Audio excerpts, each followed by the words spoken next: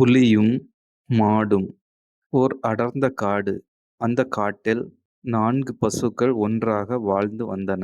அவைகள் எங்கு சென்றாலும் ஒன்றாகவே சென்று வந்தன. புல் மேய்வதற்காகச் சென்றாலும், இரவில் ஓய்வு எடுப்பதற்காகச் சென்றாலும் ஒன்றாகவே இருந்து வந்தன. அதனால் இந்த 4 பசுக்களையும் எந்த மிருகத்தாலும் ஒன்றும் செய்ய இயலவில்லை. அப்படி ஏதாவது மிருகங்கள் வேட்டையாட வந்தால், இந்த 4ம் ஒன்றாகச் சேர்ந்து அவற்றை விரட்டி அடித்து விடும். இப்படியாக நாட்கள் கடந்தன.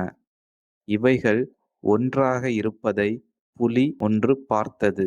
அந்தப் புலிக்கு இந்த 4 மாட்டையும் வேட்டையாட வேண்டும் என்ற எண்ணம் தோன்றியது. பலமுறை முயற்சி செய்தும் அந்த பசுக்களை இந்த புலியால் வேட்டையாட முடியவில்லை. அதனால் இந்த புலி ஒரு திட்டம் தீட்டியது. எப்படியாவது இந்த பசுக்களை பிரித்து விட்டால் நாம் அவற்றை வேட்டையாடி விடலாம் என்று ஒரு திட்டம் போட்டது. இந்தப் புலி காட்டில் இருக்கும் அனைத்து மிருகங்களிடமும் போய் இந்த 4 பசுக்களைப் பற்றி அவதூறு கூறியது.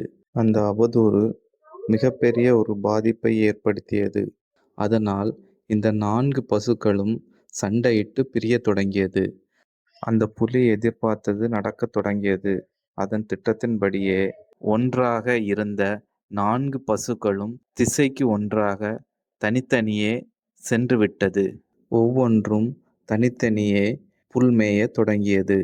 இதை சாதகமாக பயன்படுத்திக் கொண்ட புலி ஒவ்வொன்றையும் ஒவ்வொரு நாளாக தனித்தனியே வேட்டையாடி கொன்றுவிட்டது. கடைசியாக இருந்த பசுவும் அப்பொழுதுதான் உணர்ந்தது, நாம் ஒன்றாக இருந்திருந்தால் இந்த புலியால் நம்மை நெருங்கக்கூட இயலாது. நாம் பிரிந்து சென்ற காரணத்தால் இந்த புலி அனைத்தையும் வேட்டையாடி விட்டு இப்பொழுது நம்மையும் கொல்லப் போகிறது. என்ன பயன்? புலியை நம்மால் வெல்ல முடியாது. கடைசியாக தன் உயிரையும் புலியிடம் கொடுத்தது. நீதி: ஒற்றுமையே பலம்.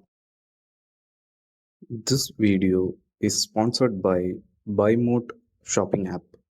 BuyMote e-shopping application is one of the online shopping app now available on Play Store and App Store.